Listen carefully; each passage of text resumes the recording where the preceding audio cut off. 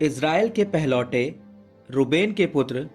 Reuben पहलौठा तो था, किंतु अपने पिता की शैया को अपवित्र करने के कारण उसका पहलौठे का अधिकार इज़राइल के बेटे यूसुफ के पुत्रों को मिला।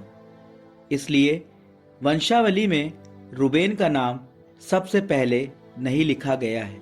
यूदा अपने भाइयों से अधिक शक्तिशाली निकला और उसके वंश में एक शासक का उदय हुआ, किंतु पहलौठे का अधिकार यूसुफ को मिला। इज़राइल के पहलौठे रूबेन के पुत्र हनोक, पल्लू, हेस्रोन और कर्मी।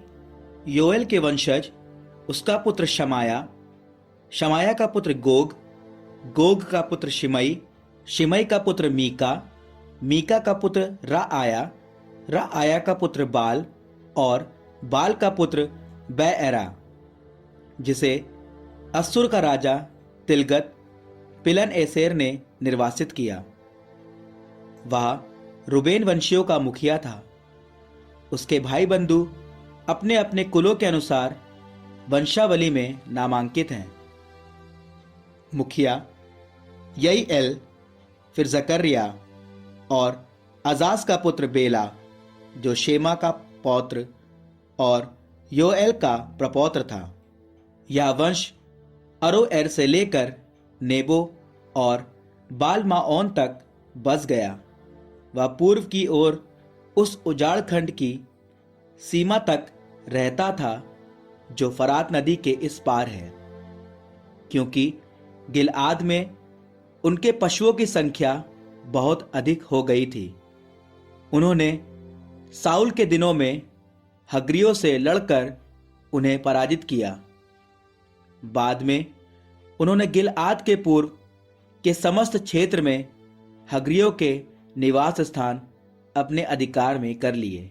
गाद के वंशज उनके पास बाशान देश में सल्का तक बस गए। योएल मुखिया था, शाफाम दूसरा, फिर बाशान में याने और शाफाट। उनके घरानों के अनुसार उनके भाई बंधु ये थे: मीकाएल, मशुल्लाम, शेबा, योरै, याकान, जीआ और एबेर, 7। ये अबीहैल के पुत्र थे। वह स्वयं हूरी का पुत्र था।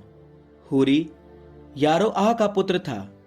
यारोआह गिलआद का, गिलआद मीकाएल का, मीकाएल यशीशै का, यशीशै यहदो का, और यहदो बूज का पुत्र था। अब्दीएल का पुत्र और गूनी का पौत्र अही उनके घराने का मुखिया था। वे गिलआद, बाशान और उसके नगरों में तथा शारोन के सब चरागाहों के सीमांतों तक रहते थे। वे यूदा के राजा योताम और इज़राइल के राजा यरोबआम के शासन काल की वंशावलियों में नामांकित हैं। रूबेन, गाद और आधे मनस्से के वंशों में कुल मिलाकर 44,760 वीर, युद्ध कुशल, ढाल, तलवार और धनुष धारण करने वाले सैनिक थे। वे हग्रियों और यटूर, नाफिज तथा नोदाब के लोगों से लड़ते थे। युद्ध में उन्हें सहायता मिली। प्रभु ने हग्रियों और उनके सहायकों को उनके हाथ दिया, क्योंकि वे युद्ध के समय प्रभु को दुहाई देते थे। प्रभु ने उनकी प्रार्थना सुनी, क्योंकि वे उस पर भरोसा रखते थे। वे उनके पशुओं को ले गए, अर्थात 50,000 ऊंट, 2.5 लाख भेड़े, 2,000 गधे। इसके अतिरिक्त उन्होंने 1 लाख लोगों को बंदी बनाया। बहुत से लोग मारे गए, क्योंकि वह लड़ाई ईश्वर की थी। इस युद्ध के बाद वे निर्वासन काल तक वहां रहे। मनस्से के आधे वंश के लोग बाशान से बाल, हेर्मोन, सनीर और हेर्मोन पर्वत तक बसते थे। उनकी जनसंख्या बहुत बड़ी थी।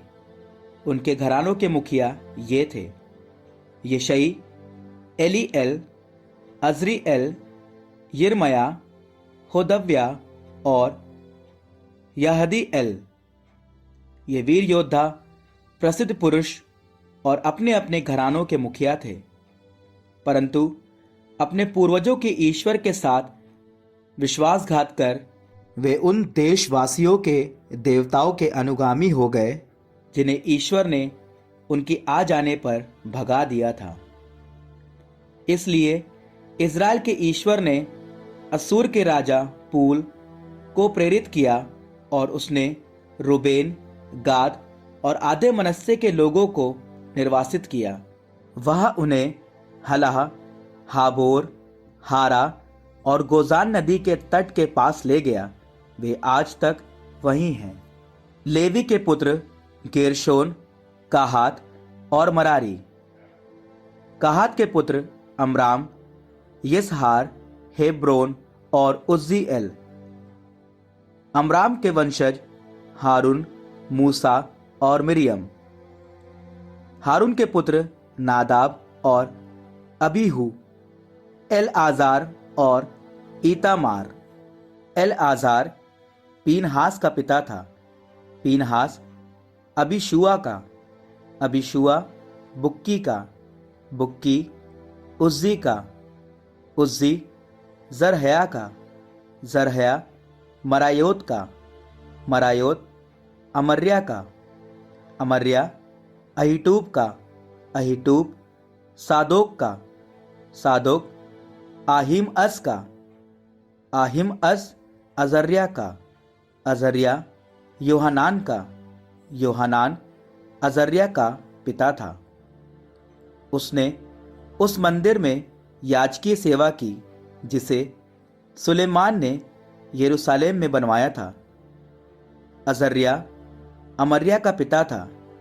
अमर्या अहीटूब का, अहीटूब सादोक का, सादोक शल्लूम का, शल्लूम हिल्किया का, हिल्किया अजर्या का, अजर्या सराया का और सराया यहोसादाक का पिता था। जब प्रभु ने नबूकदनेज़र द्वारा यूदा और यरूशलेम के लोगों को निर्वासित किया था, तब यहोसादाक भी निर्वासित किया गया था।